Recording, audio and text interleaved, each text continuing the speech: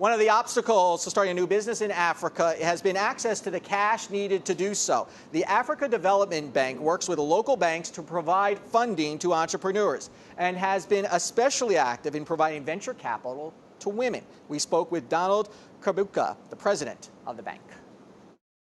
So it's about opportunities for African businesses, for American businesses working together or individually.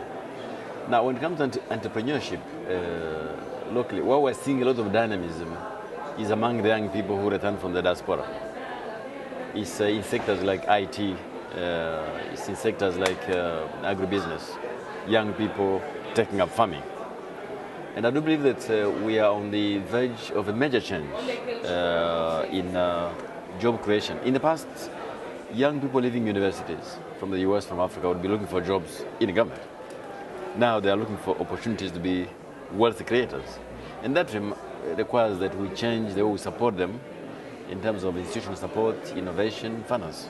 How does the development bank then work with local banks, especially in many nations where the people don't have relationship with local banks that much? How do you try to work with the local banks on getting them the funding they need and sort of educating the public that the banks are there for the funding for small businesses? We believe very much in the principle of subsidiarity. We're not going to go and lend to small businesses from where we stand. We lend to local banks, local financial institutions, local mortgage companies, local leasing companies who better know their customers to fund them. But one thing I must put to you is the following, is that when people look at funding for small businesses, often they are thinking of debt, of loans. Many of these small companies cannot afford to leverage themselves up to here. So we try to encourage local banks who we fund to look for innovative instruments best suitable for those small businesses. So this could be equity, it's venture capital, it's mezzanine finance. We try to minimize debt as much as we can, because in our experience, this has been quite damaging to young people with great ideas, but with no access to the ladder of finance, at least in the early stages. Are there any specific countries where you're seeing more venture capital come into? Almost everywhere. But I think of countries like Nigeria, like Ghana, Senegal, Kenya, Uganda, Zambia, where you have got leadership. I think the Nigerian market has really been a big leader here because of tremendous energy and innovation. And so it is important, as you put it, that financial institutions follow with appropriate instruments. As the African economy tries to move away from a commodity-based economy to more of innovation and technology, what are the sectors you're seeing sort of has the fastest growth rate that you're seeing for Africa? You have to step back and ask yourself, but why is the market growing? The market is growing because of demographics. There are more people, they are younger, they are more urban.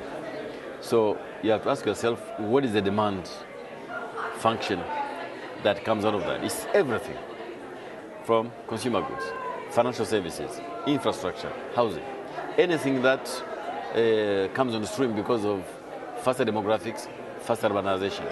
So you'll find almost every sector in ebullience, but one particular sector is amazing, and that is the IT sector. It began as simply telecoms, telephones, mobile phone, and the services associated with it. It has moved beyond that. It's about service delivery, lowering transaction costs using and leveraging IT, including bringing the unbanked people into the banking sector. So that is the leader. Second is the financial services themselves.